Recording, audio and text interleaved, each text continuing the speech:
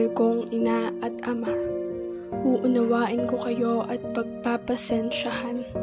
Kung may kalabuan man ang inyong mga mata at kayo may makabasag ng pinggan, pangako ko, ako ang inyong magiging mata pagdating ng araw. Kung makatapon man kayo ng sabaw sa hapagkainan, huwag kayong mag-alala dahil hindi ko kayo pagagalitan, pagkus tutulungan. Nay, Tay, pagpasensyahan niyo na rin po ako kung minsan ay napagtataasan ko kayo ng boses, pero pangako ko ay hindi na mauulit yun.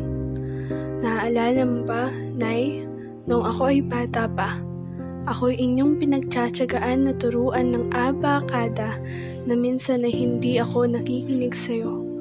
Naaalala mo rin ba, Tay, na ako ay lagi mong binabantayan kahit na ako ay sobrang kulit? Hinding-hindi ko makakalimutan ang mga sakripisyong ginawa niya para sa akin. Mula ngayon ay mas iintindihan ko na kayo palagi at ito rin ang kabayaran sa mga sakripisyong ginawa ninyo.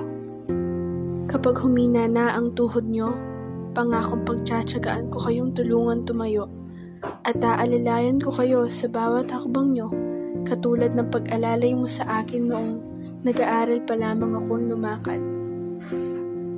Pagpasensyahan niyo ho sana ako kung minsan ay nakakasagot ako sa inyo sa tuwing ako'y pinagsasabihan niyo. Kung kayo man ay nagiging makulit at paulit-ulit na parang sirang plaka, pangakong lagi ko kayong iintindihin. Hindi ako magsasawang pakinggan kayo at lalong hindi ko kayo pagtatawanan. Opo, naaalala ko po nung ako'y bata pa. Lagi akong nananabik ng lobo kahit wala tayong perang pambili.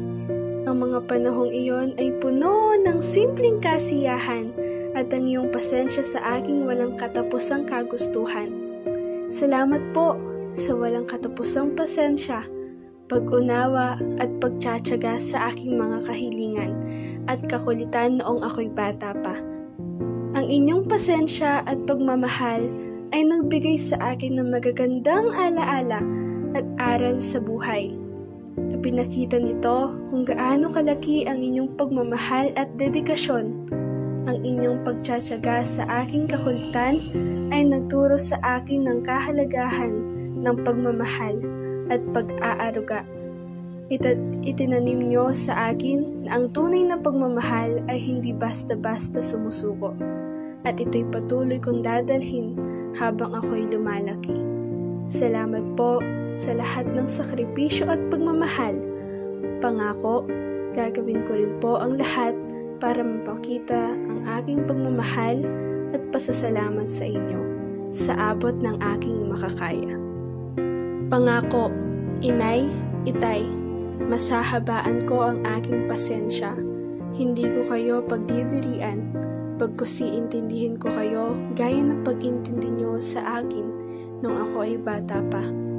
Tanda ko pa nung ako ay bata pa, Itay, hahabulin mo ako sa ilalim ng kama para lang paliguan ako kahit pagod ka na. Hindi ka nagsasawang intindihin ako, kaya ngayon matanda ka na, ako naman ang hindi magsasawang pagsilbihan kayo.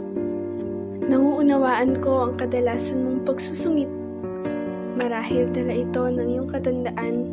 Magkwentuhan tayo kahit nasa madaling panahon lang. Alam kong naiinip ka sa bahay. Maghapon kang nag-iisa at walang makausap. Sa kabila ng pagiging busy ko sa trabaho, nais kong malaman mo na palagi akong nasasabik na makakwentuhan ka at interesado akong pakinggan ng mga kwento mo. Natatandaan mo ba, Tay? Noong bata pa ako, pinagtsatsagaan mo akong intindihin ang pautal-utal kong kwento tungkol sa aking laruan. At kapag dumarating ang sandali na ako'y magkasakit at maratay sa banig ng karamdaman, hindi mo ko pinagsasawa ang alagaan. Iintindihin ko kayo kahit mahihiman kayo o dumami sa higaan. Hindi ako magsasawang alagaan kayo kahit sa huling sandali niyo dito sa mundo. Kahit alam kong malapit na kayong mawala dito. Pinagdarasal ko pa rin na sana humaba pa ang inyong buhay. Pangako, inay at itay, hahawakan ko ang inyong mga kamay at sasabihin na mahal ko kayo dahil marami na kayong sakripisyo para sa aming magkakapatid sa sandaling dumating ang araw na kinatatakutan ko na mawala kayo. Pinagdarasal ko na maging maayos ang inyong paglalakbay patungo sa kabilang buhay.